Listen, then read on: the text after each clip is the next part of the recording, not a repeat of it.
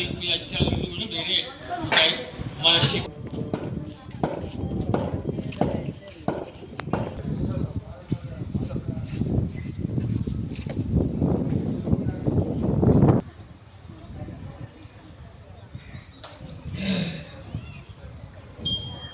ओम स्वाहा ओम श्री ब्रह्मात्मनि श्री मंगलामुखी पराम्बिकादेवतायै नमः।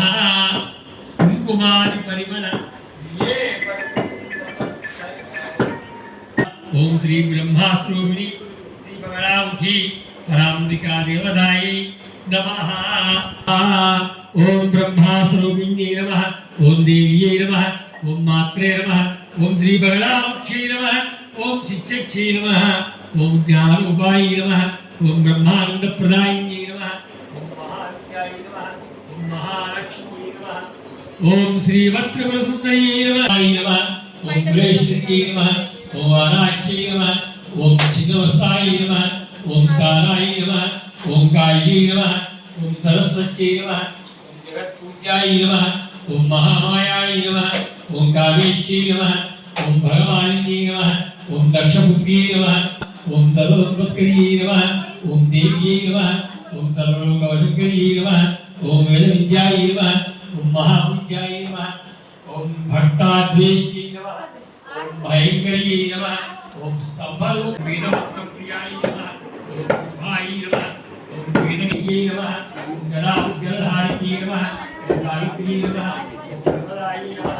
ओम शुद्धाय नमः। ओम सत्योरानवसिन्यै नमः। ओम रूपाय नमः। ओम सुन्दरलक्ष्मी नमः। ओम राजराजेश्वर्यै नमः। ओम देव्यै नमः। ओम महिषासुरमर्दिन्यै नमः। ओम मधुकैटमहतानन्दकर्यै नमः। ओम देव्यै नमः। ओम बलाय नमः। ओम परमेश्वर्यै नमः। అందరూ చెప్పండి అమ్మా. భక్తానందకర్यै నమః. దేవ్यै नमः। पीतवस्त्र धरायै नमः। शक्ति पीठस्थायै नमः। शिवापुर निवासिन्यै नमो नमः।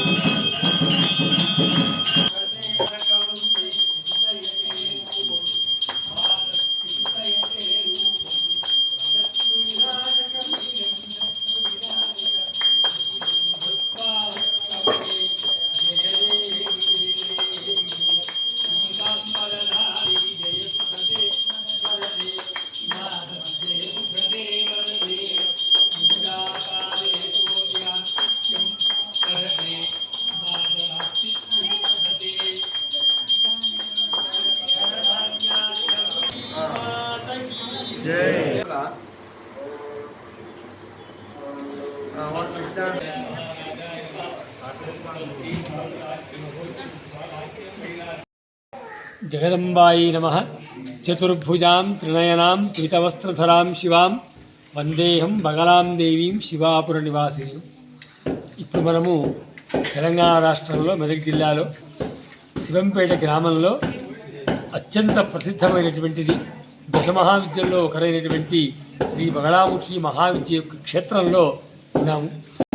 ఈ క్షేత్రం యొక్క విశిష్టత ఏమిటంటే ప్రపంచంలోనే ఇలాంటి క్షేత్రము మరొకటి లేదు.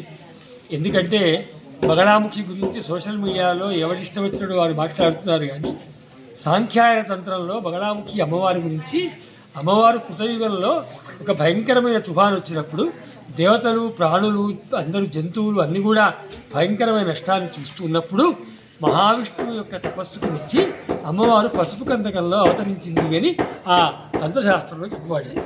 ఎలా అవతరించింది అంటే ఆ పసుపు కందకంలో పసుపు రూపంలో అవతరించిందట.